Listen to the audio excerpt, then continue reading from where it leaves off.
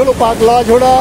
আজকে সত্যি একেবারে পাগল, পাহাড়ে বৃষ্টি হচ্ছে, আজকে একেবারে পাগল হয়ে গেছে, একেবারে সত্যি পাগলা ঘোড়ার মতো ছুটে চলেছে আজকে এই পাগলা ঝোড়া। আমরা 7 জন ঠিক বেলা 12টার সময় একটা টাটা সুমো নিয়ে বেরিয়ে পড়েছিলাম। আমাদের গন্তব্য পাগলা ঝোড়া, সেদিক দিয়ে বাগমারা হয়ে শিবখোলা, তারপর রংটং হয়ে আবার শিলিগুড়িতে ব্যাক। কিছুদিন ধরেই বৃষ্টি হচ্ছে পাহাড়ে এবং পাহাড় সংঘর্ষ সমতল এলাকাতেও, ফলে পাহাড় একেবারে সবুজে সবুজ, যেদিকে তাকানো যায় সবুজ যেন চিকচিক করছে। সারা পাহাড় জুড়ে তখন মেঘের খেলা।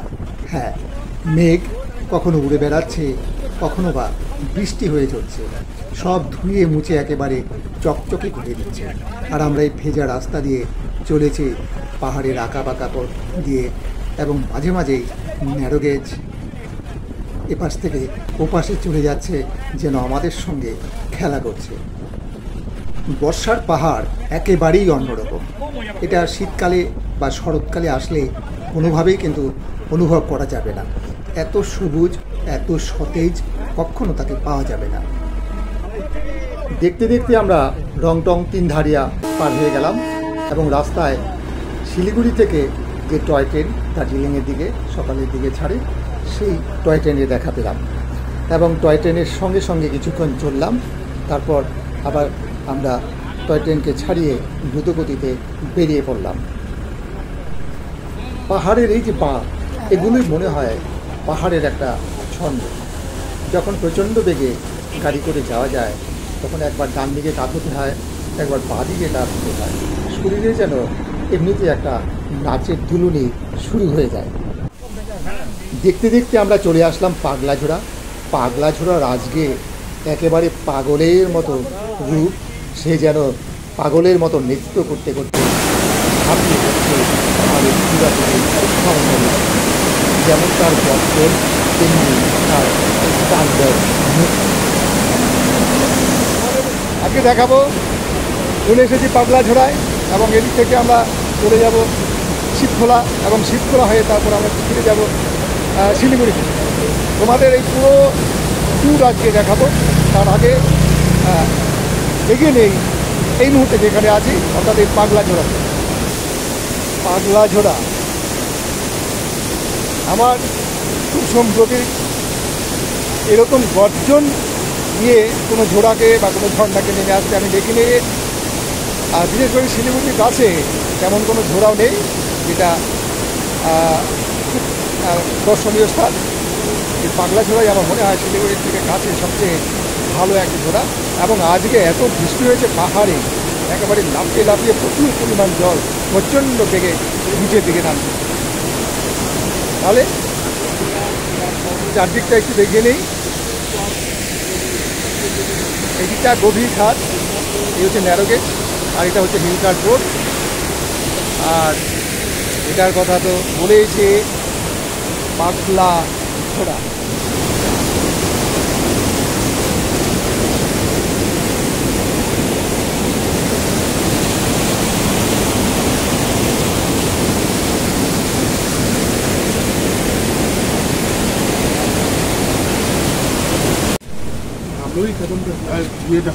এটা দেখে দাও।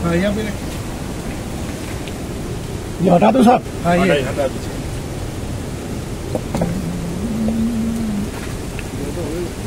আমরা চলে আসছি। কেমন এনজয় করছেন? গৌতম, বিরাজ, মহেন্দ্র, আমরদা।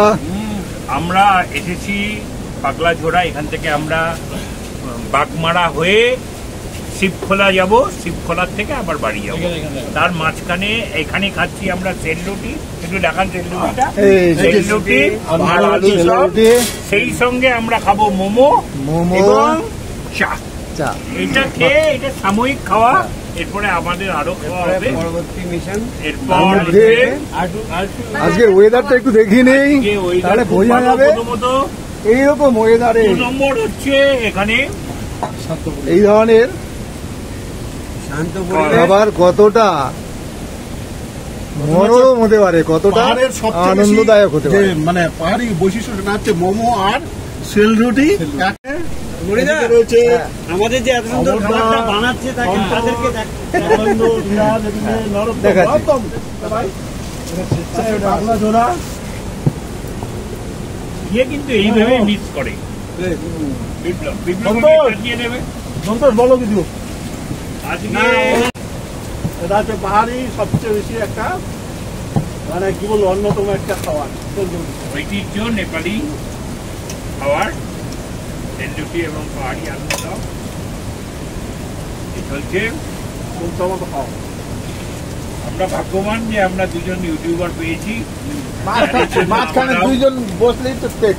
ও যে যাবে তাহলে ও যাবে গিয়ে ফালতু এই উদয় এরকম আড্ডা মেরে গল্প করা ও যে ছবি তুলবে আমার বাড়ির ডিস্টেন্স একই তাহলে দিয়ে দেবে।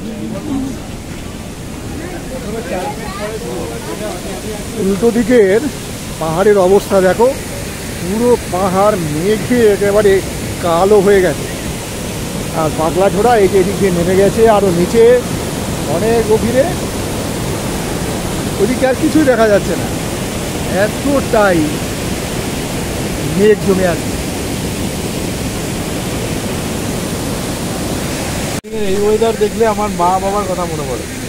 মা বাবা যখন হাঁটুনে আসছিল এরকম বর্ষাকাল মানে জুন মাসের মে জুন মে এবার সেই সময় ব্ল্যাক এন্ড হোয়াইট ছবি ছাতা নিয়ে এরকম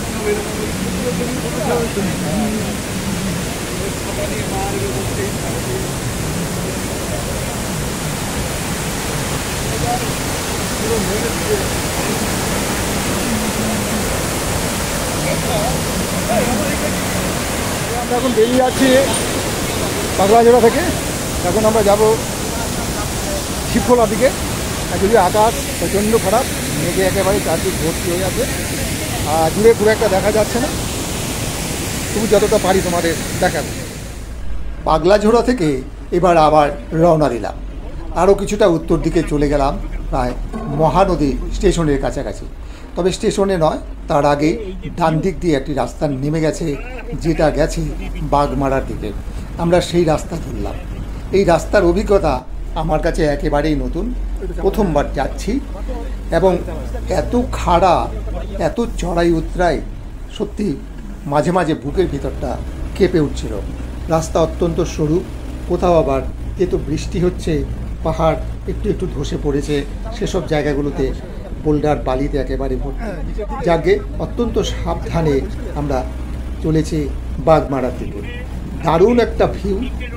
একটু যেতেই শুরু হলো চা বাগান, কখনো চা বাগান, কখনো বা ফরেস্ট, এবং শার্প এই টার্নিংগুলো একেবারে যেন বুকের পাঁজর নাড়িয়ে দিচ্ছিল এবং ভয় করছিল একটু এদিক ওদিক হলে পরে কোথায় যে যাব তার কোনো ঠিক নেই। ভয় এবং আনন্দ মিলেমিশে এই রাস্তায় একাকার হয়ে যায়। কিছুটা এগোলেই গালুচা হোমস্টে বলে একটা হোমস্টের দিকে একটা রাস্তা বেরিয়ে গেছে। আমরা সেদিকে না গিয়ে সোজা চললাম আমরা বাগমারা রেস্টুরেন্টের দিকে। এখানকার যে চা বাগান, এখানকার পাহাড়, দূরে বড় বড় পাহাড় এবং কাছাকাছি ছোট ছোট টিলার মতো, এবং পুরো টিলাগুলোতেই চায়ের বাগান, দেখতে একেবারে একটা ছবির মতন। মাঝে মাঝেই তাকাচ্ছি এই জানলা দিয়ে ওই জানলা দিয়ে, ভিডিও করে যাচ্ছে, ফটো নিয়ে যাচ্ছে, এবং এত ভালো লেগেছে। এটা কিন্তু ঠিক মিরিক বা দার্জিলিং গেলে যে ধরনের পাহাড়, ঠিক সেরকম নয়। ডুয়ার্সের পাহাড়ের যে চা বাগান রয়েছে ঠিক সেরকমও নয়, একদম অন্য ধরনের একটা পাহাড়, যেখানে এই ধরনের চা গাছ এবং চা বাগানগুলি দেখতে পাওয়া যাচ্ছিল। মাঝে মাঝে রাস্তার অবস্থা খুবই খারাপ, রাস্তার পিচ একেবারেই উঠে গেছে, বেরিয়ে এসেছে কঙ্কালসার অবস্থা, এবং তার পাশ দিয়ে দেখতে পাচ্ছিলাম চা বাগান থেকে পাতা তুলছেন কিছু শ্রমিক। একেবারে অদ্ভুত সুন্দর লাগছিল দেখতে। এবং এই পাহাড়ে যে চা বাগানগুলি রয়েছে তাদের মাঝে মাঝে ছিল বিশাল বিশাল সব বোল্ডার। এই বোল্ডারগুলোকে সরানো হয়নি, এগুলোকে জায়গা মতো রেখেই চা বাগিচাটা গড়ে তোলা হয়েছে। অদ্ভুত লাগছিল। এগিয়ে চলেছি, চোখ বড় বড় করে দেখছে, দূরে মেঘ এসে একেবারে চা বাগানে যেন হুমড়ি খেয়ে পড়েছে। একটু এগিয়ে যেতেই এমন সুন্দর দৃশ্য চারদিকে যে না থেমে আর পারলাম না, সবাই আমরা গাড়ি থেকে নিচে নেমে পড়লাম। এই হলো বাগমারা শিবখোলার গাছে, এটা দেখো কি দুর্দান্ত ভিউ, পাহাড়ের উপরে চা বাগান, আর বাগানের মাঝে মাঝেই বেশ বোল্ডার আছে, বড় বড় বোল্ডার, দেখতে দারুণ লাগছে। এদিকটা দিয়ে একটু দেখাই, এই যে মাঝে মাঝে চা বাগানের মাঝে মাঝে দেখা যাচ্ছে বোল্ডার। আজকে আকাশটা অতটা ভালো না, তাহলেও কিন্তু দুর্দান্ত লাগছে। মেঘের এই ব্যাক স্ক্রিন, তার সামনে আমরা এখন দেখছি বাগমারা। কি অদ্ভুত। যাই, গাড়ি সবাই ডাকাডাকি করছে, কারণ এখনো অনেকটা পথ যেতে হবে আমাদের। রাস্তার মাঝখানে একটু দাঁড়ালাম এখানে বাগমারা। আমাদের বাগমারাতে আসার প্রোগ্রাম নয়, বাগমারা হয়ে আমরা যাব শিবখোলা। শিবখোলা থেকে তারপর সেদিক দিয়ে রংটং হয়ে আবার শিলিগুড়িতে ফিরে যাব। দুর্দান্ত আজকের এক্সপিরিয়েন্স। একদিকে ভালোই হয়েছে এরকম আকাশ হওয়াতে, কেননা রোদ থাকলে প্রচণ্ড গরম লাগতো। গরমের হাত থেকে আমরা রেহাই পেলাম এবং খুব সুন্দর একটা ফুরফুরে হাওয়া সারাক্ষণ এখানে বইছে। একটুও গরম নেই, আবার ঠান্ডাও নেই, প্রচণ্ড আরামদায়ক।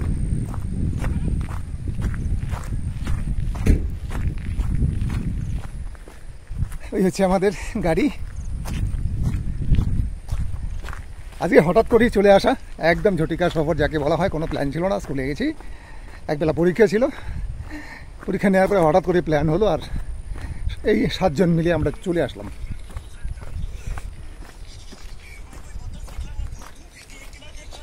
সবাই ফটো তুলতে ব্যস্ত।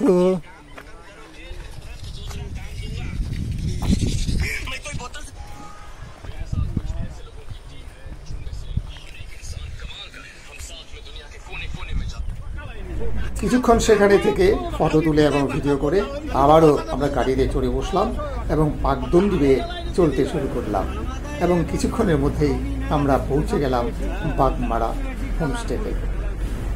অদ্ভুত এই বাগমারা হোমস্টের অবস্থান, চারদিকেই চা বাগান, হোমস্টের দুপাশে দুটি জোড়া এবং দূরে উঁচু উঁচু পর্বত।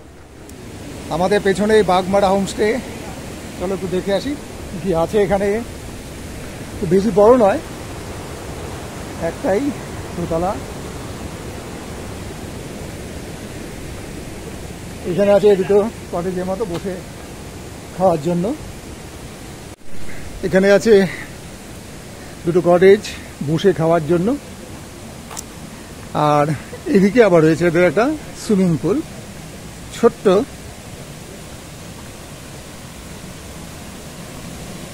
এই হচ্ছে সুইমিং পুল। এই হোমস্টেটা দাদার আছে, খুব সুন্দর একটা, উনি হচ্ছেন মালিক এখানকার। পাবো। আর এর পাশ দিয়ে যেটা হয়ে গেছে, এই যে একটা হোমস্টে, ছোট্ট ঝোড়া, এটাই হচ্ছে এর বৈশিষ্ট্য। দারুণ সুন্দর, দেখো ছোট্ট, বেশ লাগছে। এবং এই ঝোড়ার পাশেই কিন্তু তৈরি হয়েছে এই स्विमिंग पूल। पिंदर से पिंदर से आना पड़ेगा। व्हील ऑफ पिंदर से 50 मीटर आगे जाने से आपका राइट साइड में एक रास्ता है, वहाँ से 3 किलोमीटर भीतर। अच्छा अच्छा, यहाँ रहने का फैसिलिटी क्या क्या है? फैसिलिटी आपका 10 टाइम खाना, ब्रेकफास्ट, लंच, डिनर। कितना लगेगा?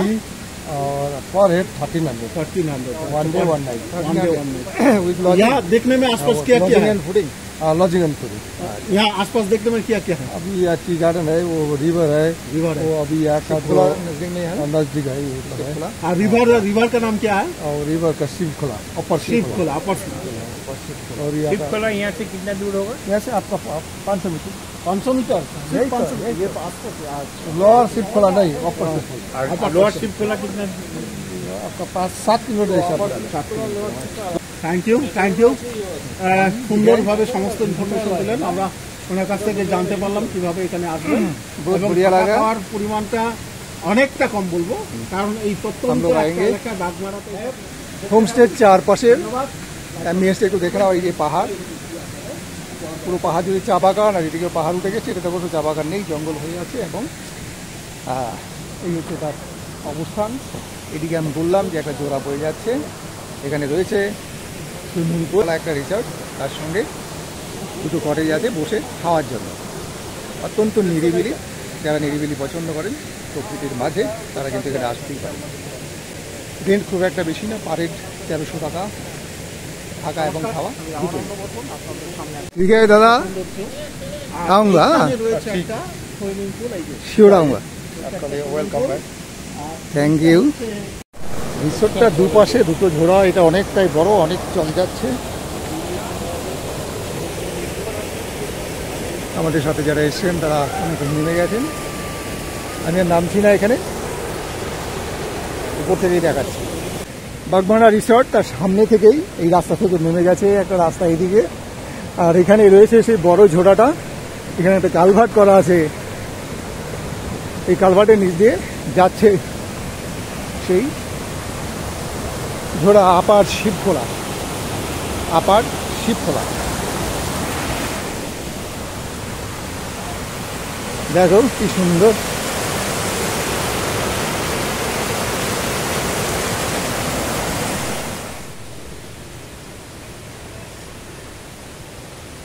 এই জায়গাটা কিন্তু দারুণ সুন্দর, চা বাগান। এখানে একটা গাছ রয়েছে, অনেকটা দেখতে বট গাছের মতো, জানি না কি গাছ ওটা। আর বাগানের মাঝে মাঝেই বিশাল বিশাল সব বোল্ডার, চা গাছের ফাঁকে ফাঁকে। আর এদিকে রয়েছে উঁচু পাহাড়, আর এদিকে হচ্ছে বাগমারা রিসর্ট। আজকে যদিও আকাশটা মেঘলা, এতটা উজ্জ্বল নেই, সব একটু ফ্যাকাশে দেখাচ্ছে, কিন্তু দারুণ লাগছে, আলাদা একটা অনুভূতি। কিছুক্ষণ এই বাগমারা রিসর্টে থেকে তারপর আবার রওনা দিলাম। এই রিসর্ট থেকে আবার একটু ব্যাক করে যেতে হবে, যেখানে রয়েছে গালুচা হোমস্টের যে রাস্তা, সেই রাস্তা। আমরা কিছুটা যাওয়ার পর সেই রাস্তা পেয়ে গেলাম এবং সেখান থেকে চলতে শুরু করলাম শিবখোলার দিকে। আবারও একই রকম সেই রাস্তা, চায়ের বাগান এবং ছোট ছোট টিলার মতো, এবং তার পেছনেই সুউচ্চ পাহাড়। মাঝে মাঝে ভাবি শহর থেকে এত দূরে এই পাহাড় জঙ্গল, এই চা বাগানের ভেতরে যারা থাকেন তারা কতটা সুখে থাকেন। মাঝে মাঝে মনে হয় এরা ভালোই আছেন প্রকৃতির সঙ্গে মিলেমিশে। কিন্তু আবারও মাঝে মাঝে মনে হয় এটাও হয়তো একসময় একঘেয়েমি লাগে কিনা তাদের, হয়তো একটু মন চায় শহরের দিকে ছুটে যেতে। যাই হোক, আবারও সেই পাকদণ্ডী, সেই মেঘ, সেই খাড়া পাহাড়, সেই সাপ, রাস্তার বাঁক দেখতে দেখতে চললাম আমরা শিবখোলার দিকে। মাঝে মাঝে এমন মনে হচ্ছিল যেন পেটের নাড়ি ভুড়ি বেরিয়ে যাবে। এই তো ডান দিকে, ঠিক তার পরবর্তী সময়ে আবার বাঁ দিকে হেলে পড়ছি আমরা একজন আরেকজনের গায়ের উপরে। বেশ মজাও লাগছিল, কথাবার্তা বলতে বলতে এবং আনন্দ করতে করতে এই রাস্তা দিয়ে ফিরে চলেছি। কখনো উঠে যাচ্ছি পাহাড়ের চূড়ায়, কখনো বা নেমে যাচ্ছি খাদের মধ্যে। পুরো পাহাড় তখন মেঘে ঢাকা, হালকা বৃষ্টি হচ্ছে, আলো খুবই কম, ফলে খুব সতর্কভাবে ড্রাইভার সাহেব গাড়ি চালাচ্ছিলেন। তবে অদ্ভুত লাগছিল এই অনুভূতি। আমরা যখন আকাশ ভালো থাকে, শরৎকাল হোক বা বসন্তকাল হোক, এই সময়তে পাহাড়ে বেশিরভাগ সময়ই আমরা গিয়ে থাকি, কিন্তু এই ভরা বর্ষাতে পাহাড়ে যাওয়া, পাহাড়ের যে রূপ তা দেখার যে অভিজ্ঞতা, এটা একেবারেই কিন্তু অন্যরকম। এটা অন্য কোনো মরশুমের সঙ্গে একেবারেই মেলানো যাবে না। রাস্তার অবস্থা এদিকেও খুব একটা ভালো নয়, মাঝে মাঝেই পিচ উঠে গেছে, ভাঙা রাস্তা, এবং এই তীক্ষ্ণ যে বাঁক, এগুলো যখন টার্ন নিচ্ছে তখন এতটাই ভয় করছিল, মনে হচ্ছিল এই বুঝি নেমে গেলাম খাদের দিকে। পাহাড়ের এইসব চা বাগান বেশিরভাগই কিন্তু ব্রিটিশ আমলে তৈরি হয়েছিল। ভাবতে অবাক লাগে ব্রিটিশরা এই দুর্গম পথে কীভাবে এসে সম্পূর্ণ পাহাড়ে পৌঁছে গিয়েছিল এবং সেখানে চায়ের এই বাগিচা তৈরি করেছিল, এবং তারা করেছিল বলেই আজকে এই সব জায়গাগুলি অনেকটা সুন্দর হয়েছে এবং এইসব জায়গাগুলোতে আরও বেশি পরিমাণে লোক বাস করতে পারছে এবং তাদের জীবন ধারণ করার যে একটা রাস্তা সেটা খুঁজে পেয়েছে। গুগল ম্যাপে দেখতে পাচ্ছি যে জায়গাটি শিটংয়ের কাছাকাছি, অর্থাৎ এখান থেকে শিটং হয়তো খুব একটা দূরে নয় বা শিটংয়ের মধ্যেও এই জায়গাগুলি হতে পারে। আবারও সেই চা বাগান, সেই পাকদণ্ডী পথ, পাহাড়, কখনো চূড়া, কখনো বা গভীর খাত, এগুলো দিয়ে ধীরে ধীরে আমরা চলেছি শিবখোলার দিকে। শিবখোলা সম্ভবত আর খুব একটা দূরে নয়। শিবখোলা টুরিস্ট স্পট হিসেবে খুবই নামকরা, যদি আমি এতদিন শিলিগুড়ি থাকলেও শিবখোলাতে কখনো যাইনি, ফলে আমার মনে একটা অন্য ধরনের চঞ্চলতা ছিল। মুগ্ধ হয়ে তাকিয়ে থাকছি এই নৈসর্গিক প্রকৃতির দিকে, ভাবছি যিনি সৃষ্টি করেন তার কত সুন্দর দৃষ্টি ছিল, তিনি কত সুন্দরভাবে সম্পূর্ণ প্রকৃতিকে তার নিজের মতো করে সাজিয়ে তুলেছেন। দেখতে দেখতেই পেয়ে গেলাম শিবখোলা নদী এবং কিছুটা এগোনোর পরে পৌঁছে গেলাম আমরা শিবখোলাতে। শিবখোলাতে রয়েছে একটি ত্রিবেণী সঙ্গম, একদিক থেকে শিবখোলা এবং অন্যদিক থেকে মহানদী এসে এখানে মিলেছে।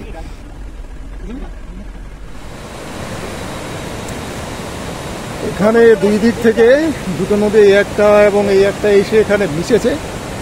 এটা শিবখোলা, এটা হচ্ছে শিবখোলা এবং এটা হচ্ছে পাগলাঝোড়া।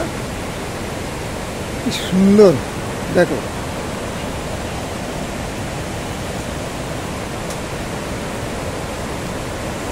দারুণ। পাগলাঝোড়া এবং শিবখোলা এসে এখানে মিশেছে, দুর্দান্ত ভিউ একটা। পেছনে দেখো কি অবস্থা। হ্যাঁ আসছি আসছি। হ্যাঁ পাগলাঝোড়া, পাগলাঝোড়া এটা শিবখোলা, পাগলাঝোড়া এটা শিবখোলা আর একটা মহানদী, মহানদীতে পাগলাঝোড়ায় পড়েছে। আচ্ছা আমি পাগলাঝোড়া পাগলাঝোড়া বলে দিচ্ছি। দুটো দেখুন, এইটাই হচ্ছে হ্যাঁ হ্যাঁ, এদিকে শিবখোলা এবং এদিক থেকে মহানদী দুটো এসে এখানে মিশেছে। জায়গাটার নাম হচ্ছে শিবখোলা। দারুণ সুন্দর একটা সিনিক পয়েন্ট এটা, দেখো অবস্থা। আমি আগের ভিডিওগুলোতে বলে ভেবেছিলাম যে এটা একটা পাগলাঝোড়া, পাগলাঝোড়া না, একটা হচ্ছে শিবখোলা এবং একটা হচ্ছে মহানদী। আর এখানে রয়েছে একটা মন্দির, নম শিবায়, অর্থাৎ শিবের মন্দির। এখন একটু যাব সেই মন্দিরে। দেখো অবস্থাটা, তোমাদের চলে একটু রিয়ার ক্যামেরাতে দেখাই। দারুণ, কি সুন্দর, একেবারে দুধ সাদা যাকে বলা হয় মহানদী।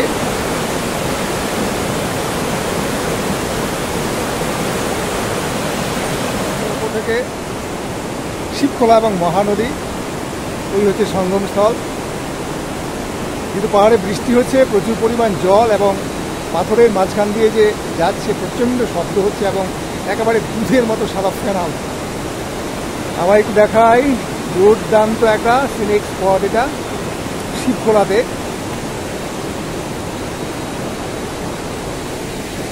আর এটা হচ্ছে এই পাশে শিবখোলা শিব মন্দির। এখানে নাকি প্রসাদ পাওয়া যাচ্ছে, আমরা প্রসাদ এখন নেব এখানে। এরা সবাই প্রসাদ নিয়ে নিয়েছে।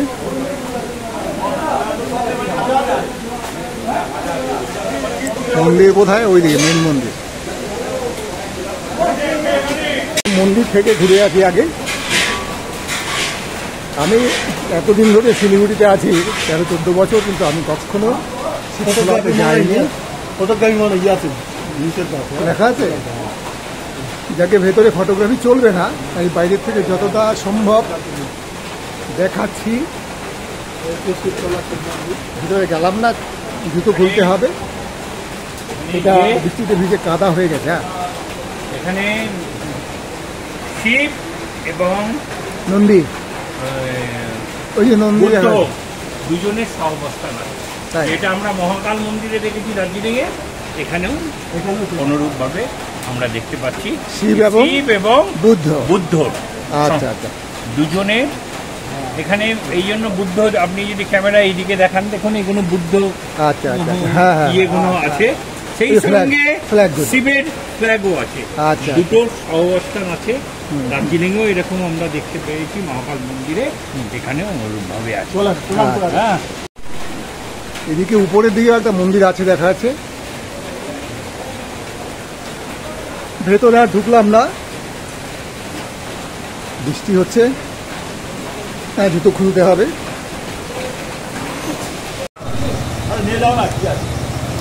খুব সুন্দর প্রসাদের ব্যবস্থা আছে এখানে। আর কি আছে ছোলার ডাল,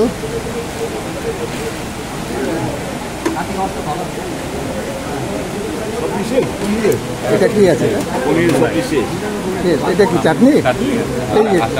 এই সাইডে না, ওটা কি? ওটা না, ওই যে ওইটা ওইটা গামলাতে একই ডাল। আচ্ছা ভাজা টেস্ট করুন, এটাও চাটনি।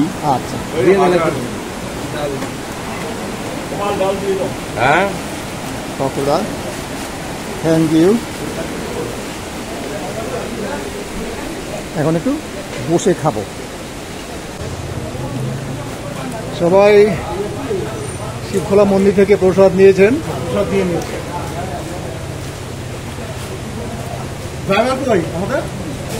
প্রসাদ গ্রহণে সবাই ব্যস্ত।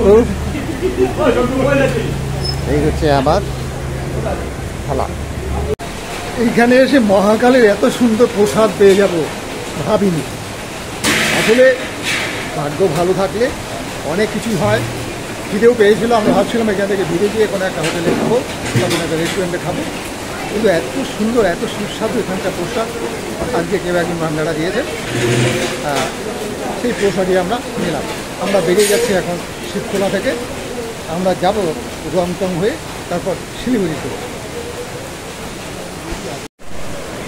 বেরোনোর আগে আরেকবার একটু সঙ্গম স্থলটা দেখিয়ে দিই। হ্যাঁ, দুর্দান্ত জায়গা, একদম সেই বেনারস ঋষিকেশের মতো যে ভাইব, সেরকম একটা ভাইব আছে। চারদিকেই অত্যন্ত উঁচু উঁচু পাহাড়, আর দুই দিক থেকে শিবখোলা এবং মহানদী এসে মিশেছে ওই জায়গাটায়। যেতে ইচ্ছা করছে না, কিন্তু যেতে তো হবেই। এই রাস্তাটা দিয়ে মনে হয় নদীতে নামা যায়। একটু এগিয়ে দেখি কি অবস্থা।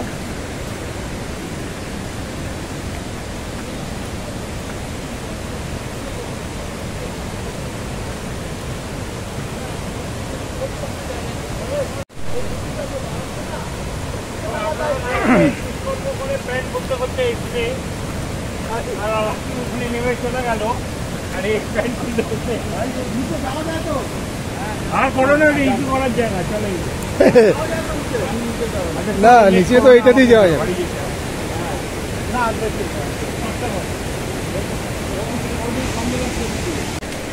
তাহলে আজকের ভিডিওটি এখানেই শেষ করছি। কেমন লাগলো অবশ্যই কমেন্ট করে জানাবে। আর যারা মোটামুটি আমার ভিডিও দেখো কিন্তু এখনও ফলো করোনি আমার পেজটাকে ফলো করে দেবে। এবং যারা ইউটিউবে দেখো তাদের, যারা সাবস্ক্রাইব করেছো তো তাদের অসংখ্য ধন্যবাদ। এবং যারা এখনও সাবস্ক্রাইব করোনি তাদের কাছে একটা অনুরোধ থাকলো, সাবস্ক্রাইব করে দিও। এবং আমি শিলিগুড়ির আশেপাশে বিভিন্ন জায়গাগুলি মাঝে মাঝে দেখিয়ে থাকি এবং ধীরে ধীরে আরও দেখাবো। এবং শিলিগুড়ির আশেপাশে দর্শনীয় স্থান সম্বন্ধে যতটুকু আমার পক্ষে দেওয়া সম্ভব সেটা আমি দেওয়ার চেষ্টা করব। তাহলে আবারও এই সঙ্গমস্থল মহানদী এবং শিবখোলার সঙ্গমস্থল থেকে আজকের এই ভিডিও শেষ করছি। সবাই খুব ভালো থাকবে, বাই। শিবখোলা থেকে ফিরতে ইচ্ছা করছিল না, কিন্তু বেলা পড়ে যাচ্ছে। আমাদের বেলা থাকতে থাকতে শিলিগুড়িতে ঢুকতে হবে। যেহেতু এটা একটা ঝটিকা সফর, ফলে এখানে থাকার কোনো প্ল্যান ছিল না এবং হঠাৎ করেই আসা হয়েছে, ফলে সেভাবে প্রস্তুতি নিয়েও আসা হয়নি। আবারও মন খারাপ করেই গাড়িতে চড়ে বসলাম এবং বাইরের দিকে তাকিয়ে ধীরে ধীরে এগিয়ে যাচ্ছি। প্রকৃতির এই বিশালতাকে বারবার নমন করি। প্রকৃতির এই সৌন্দর্যকে বারবার জানাই কুর্নিশ, সৃষ্টিকর্তাকে জানাই কুর্নিশ। তার হাতের ছোঁয়া যেখানে পড়েছে, কি সুন্দর হয়ে ফুটে উঠেছে সব কিছু। তাকিয়ে থাকলাম হা করে বাইরের দিকে, কিছুতেই মন যেতে চাইছে না, কিন্তু যেতে তো হবেই।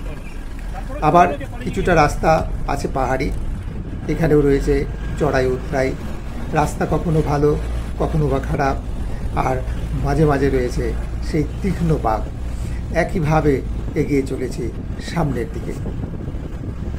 এই পাহাড় বরাবরই আমার ডাকে, তাই তো কিছুদিন পর পর যখনই সুযোগ হয় চলে আসি তার ডাকে। তার সঙ্গে যতক্ষণ পারি থাকি, তার সঙ্গে কথা বলি, তার রূপ দেখি, এবং তার এই যে সবুজ, এই সবুজ সারা গায়ে সারা মনের মধ্যে মাখিয়ে দিই। রংটংয়ের কাছে নেমে আসলাম হিলকাট রোডে, তারপর শিলিগুড়ির দিকে। শুকনার কাছে এসে দেখতে পাচ্ছি দার্জিলিং থেকে যে ট্রেন আসে সে ফিরছে শিলিগুড়ির দিকে। শেষ পর্যন্ত সেও আমাদের সঙ্গী হলো। তারে যেন তারা বেলা থাকতেই ঢুকতে হবে শিলিগুড়িতে।